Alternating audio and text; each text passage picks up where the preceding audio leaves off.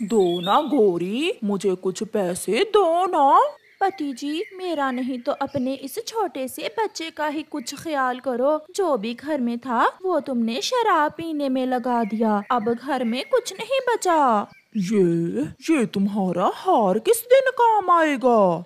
ऐसा कहते हुए गोरी का शराबी पति गोरी का हार छीनकर भाग जाता है। ऐसा ना करें पति जी, भगवान के लिए ऐसा ना करें। ये हार तो मेरी माँ की निशानी है। मुझे मेरा हार वापस कर दें, वापस कर दें मेरा हार। गोरी कभी बैठी ऐसे रोती रहती है। मम्मा चुप कर जाएं, मम्मा पापा मारेंगे। अगर पापा को गुस्सा आ गया तो वो वापस आकर हम दोनों को मारेंगे। वाह रे कालू, आज इतना दारू कहाँ से ले आए हो? आम खाओ आम, गुटलियों से तुझे क्या काम? यार बताओ ना, ये सब कहाँ से लिया? मैंने अपनी पत्नी का हार बेचा है, सोने का हार। अब तो 2 दिन मजे करेंगे, मजे। ये सुनकर कालू का आवारा दोस्त उल्लू भी बहुत खुश होता है। दोस्त हो तो तुम जैसा, खुद भी पीता है और अपने दोस्त को भी मुफ्त में पिलाता है। कालू शाम तक वहाँ बैठकर दारू पीता है और फिर शाम के अपने घर को चलता है। ठंडी ठंडी हवा है उल्लू यार, आज बेचा है मैंने गोरी का हार। आज बेचा है मैंने गोरी का हार। हो हो। ऐसे गाना गाता कालू कौवा एक पेड़ से टकराता है और गिर जाता है। अंधेरा हो जाता है। जब रात तक कालू कौवा वापस नहीं आता तो उसकी पत्नी अपने बेटे से कहती है, जग्गू बेटा, मुझे लगता है आज फिर आपके पापा ने दारू ज्यादा पी लिया है और कहीं गिरा पड़ा होगा। मैं आपके पापा को ढूंढ कर लाती हूँ। मम्मा पापा आपको मारते हैं, फिर भी आप पापा का इतना ख्याल क्यों रखती हैं? मेरे बच्चे, आपके पापा एक न एक दिन सुधर जाएंगे और फिर हमारे घर में भी खुशियाँ होंगी। फिर गोरी कौवी अपने पति को ढूंढने जाती है। कौवे का दोस्त उल्लू जब कौवे को ऐसे गिरा हुआ देखता है तो वो उसे उठाकर अपने घर ले जाता है। मैं कहाँ हूँ? मैं कहाँ हूँ? तुम इस वक्त आकाश की सैर कर रहे हो, चुप करके सो जाओ। लगता है आज मैंने कुछ ज्यादा ही पी ली है। कौवा फिर से गिर जाता है। चिड़िया बहन, कालू अभी तक घर लौट कर नहीं आया। कहीं देखा है आपने कालू को क्या? गोरी बहन, जब शाम को मैं पहाड़ों पर गई थी तो कालू वहाँ उल्लू के साथ बैठा दारू पी रहा था। वो जरूर उल्लू के घर में ही होगा। फिर कालू की पत्नी गोरी कौवी जल्दी से उल्लू के घर की तरफ जाती है। गोरी उल्लू के घर के दरवाजे पर दस्तक देती है। उल्लू भी था तो नशे में, मगर कालू से कम। वो दरवाजा खोलता है। लगता है आज तो कालू की पत्नी भी दारू पीने आ गई है। तुम अपनी बकवास बंद करो और बताओ कि मेरा पति कहाँ है? अंदर आ जाओ और खुद ही देख लो। गोरी उल्लू के घर में चली जाती है। कालू कौवा गिरा हुआ देखकर गोरी रोने लग जाती है। पति जी, हम आपको लेकर इतने परेशान हैं और आप यहाँ दारू पीकर गिरे पड़े हैं। ये नहीं बोलने का आज, तुम्हारा हार बेचकर इसने कुछ ज्यादा ही पी ली है। सुनो कौवी, तुम्हारे पंख बहुत काले हैं, क्या लगाया है इन पर? ये कहते हुए उल्लू गोरी का पंख छूता है। दूर रहो मुझसे, अगर मेरे पास आए तो मैं तुम्हें जान से मार दूंगी। कौन छुड़ाएगा तुम्हें मुझसे? तुम्हारा पति तो गिरा पड़ा है। गोरी शोर मचाती है। बचाओ बचाओ, कोई मुझे बचाओ, मुझे इस बुरे उल्लू से बचाओ। पास से गुजरता हुआ कबूतर गोरी का शोर सुन लेता है और वो उल्लू के घर की तरफ आता है। आ जाओ, बैठो मेरे पास, मैं तुम्हें नया हार ले दूंगा। कबूतर भी वहाँ आ जाता है। छोड़ो इसे, वरना मैं तुम्हें जान से मार दूंगा।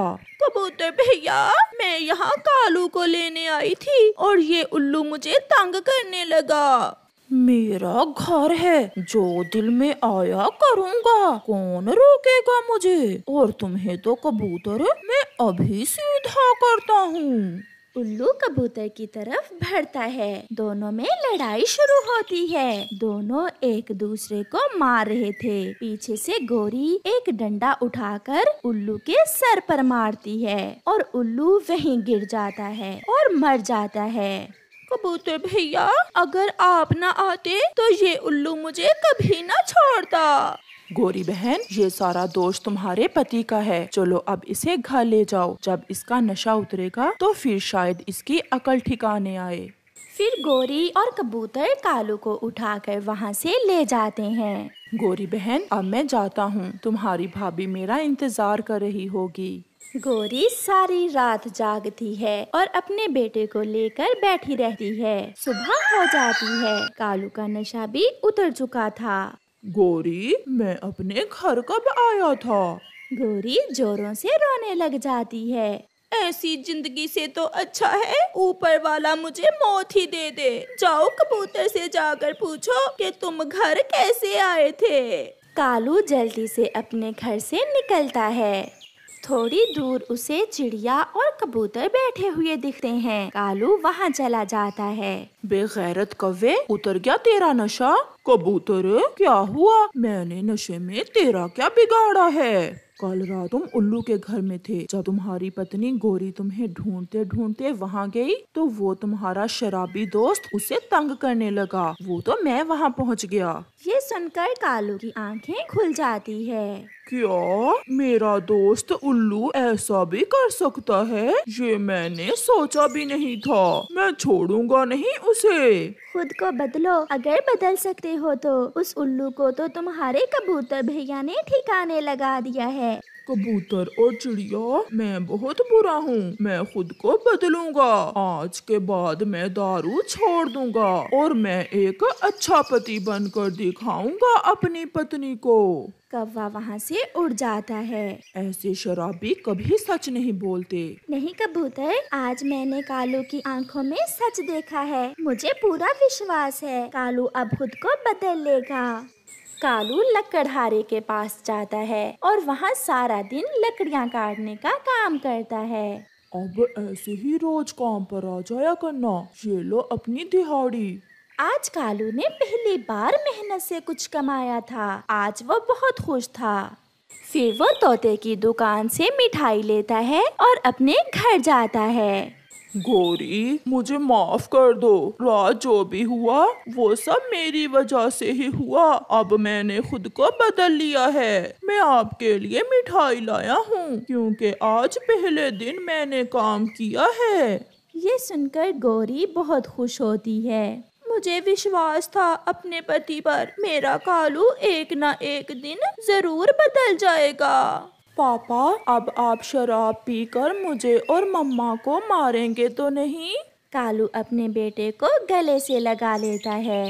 नहीं मेरे बेटे, आज मुझे पता चल गया है कि जिंदगी की सारी खुशियाँ घर और परिवार से ही हैं। फिर वो सब खुशी खुशी अपना जीवन गुजारते हैं। प्यारे दोस्तों, जो खुशियाँ अपने घर और परिवार से मिलती हैं, वो कहीं और नहीं मिलती। उस छोटी सी चिड़िया की माँ बहुत बीमार थी, इसलिए उसे दूसरों के घरों में काम करके अपने घर का गुजारा करना होता।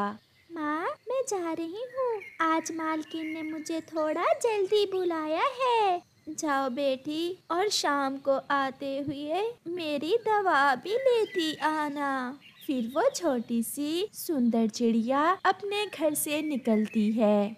मैं बेमौसम का फल खाऊंगा। मैं तो आज आम ही खाऊंगा। बेटा, केला खा लो, एप्पल खा लो, जो मन चाहे खा लो, मगर बेमौसम के फल का मिलना बहुत मुश्किल है। गुड़िया भी अपने काम पर पहुंच जाती है।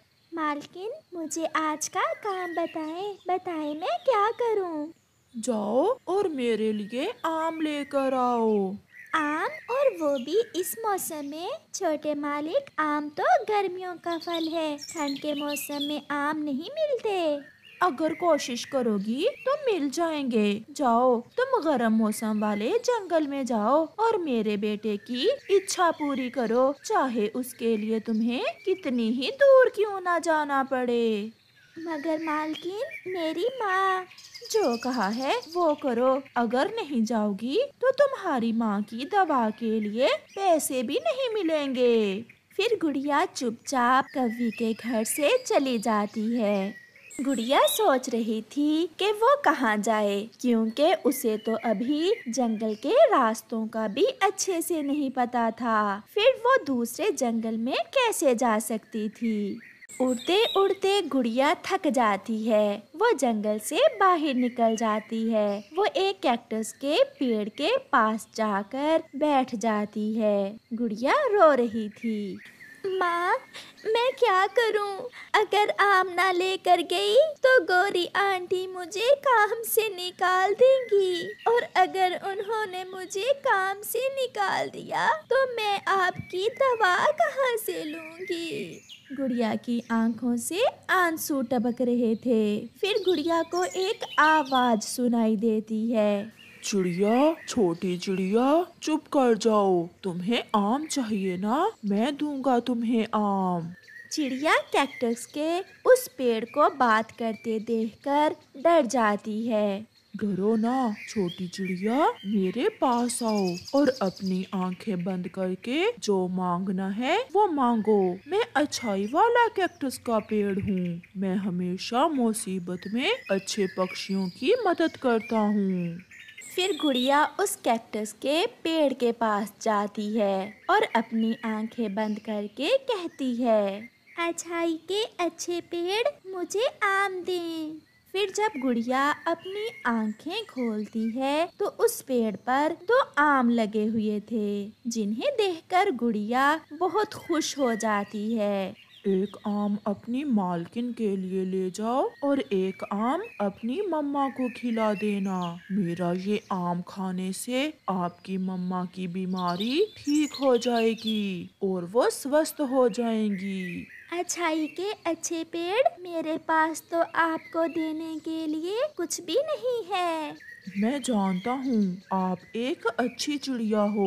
मैंने इसीलिए आपकी मदद की है। अगर फिर से मेरी जरूरत पड़े तो आप मेरे पास आ जाना। फिर गुड़िया अच्छाई के उस कैक्टस के पेड़ को धन्यवाद बोलकर वहाँ से चली जाती है। वो बहुत तेज उड़ रही थी। ये ले मालकिन, मैं आम ले आई हूँ। गौरी कव्वी गुड़िया के हाथ में आम देखकर बहुत हैरान होती है। क्या क्या तुम सच में आम लेकर आई हो, और वो भी इतनी जल्दी? ये कैसे हो सकता है? अब मैं जा रही हूँ। मैं एक आम अपनी मम्मा के लिए भी लाई हूँ। ये आम खाने से मेरी मम्मा ठीक हो जाएंगी। फिर जग्गू वो आम खाने लग जाता है और गुड़िया वहाँ से चली जाती है। बेटी, ये बेमौसम का आम आपको कहाँ से मिल गया? फिर गुड़िया अपनी मम्मा को सारी बात बताती है। गुड़िया बेटी, जो दूसरों का अच्छा सोचता है, ऊपर वाला हमेशा उसका अच्छा ही सोचता है। मम्मा चिड़िया जब वो आम खाती है तो मम्मा चिड़िया खुद को पहले से बेहतर महसूस करती है। रात भी हो जाती है। वो माँ बेटी सो जाती हैं। सुबह जब मम्मा चिड़िया उठती है तो वो बिल्कुल ठीक हो चुकी थी। वो उड़ सकती थी। गुड़िया, गुड़िया उठो बेटी, मैं ठीक हो गई हूँ। मैं तो अब उड़ भी सकती हूँ। अपनी मम्मा को स्वस्थ देखकर गुड़िया की आंखों में खुशी के आंसू थे। चलो गुड़िया बेटी, मैं आपकी मालकिन के पास जाती हूँ और हम उसे बता आते हैं कि कल से आप काम पर नहीं जाओगी। और मम्मा, हम दोनों माँ बेटी मिलकर मेहनत करेंगी। फिर गुड़िया अपनी मम्मा के साथ गौरी कव्वी के घर चली जाती है। अब मैं ठीक हो गई हूँ गोरी, इसलिए अब मेरी बेटी आपके घर काम नहीं करेगी। हम दोनों माँ बेटी कोई अपना काम शुरू करेंगी। ऐसा कैसे हो सकता है? गुड़िया ने मुझसे तुम्हारी दवा के लिए जो पैसे एडवांस ले रखे हैं वो कौन देगा? मालकिन, मैं कुछ दिनों तक आपकी रकम लुटा दूंगी। तो फिर जब तक मेरे पैसे नहीं लुटाती मेरी नौकर बनकर रहो। मम्मा चलें। मगर कहाँ बेटी? मेरे दोस्त कैक्टस के पेड़ के पास, जिसने मुझे बिना मौसम के आम दिए थे। वो अब भी मेरी मदद जरूर करेगा। ऐसा कहते हुए गुड़िया अपनी मम्मा के साथ वहाँ से चली जाती है। कैक्टस का पेड़ ये जरूर कोई जादुई पेड़ होगा जिसने इसे बेमौसम के आम दिए थे। चलो मम्मा, हम भी जाकर देखें वो कैक्टस का पेड़ कैसा है। फिर गोरी कौवी और उसका बेटा जग्गू कौवा चिड़िया और उसकी बेटी के पीछे पीछे जाते हैं। दोस्त, मैं अपनी माँ को आपसे मिलवाने लाई हूँ।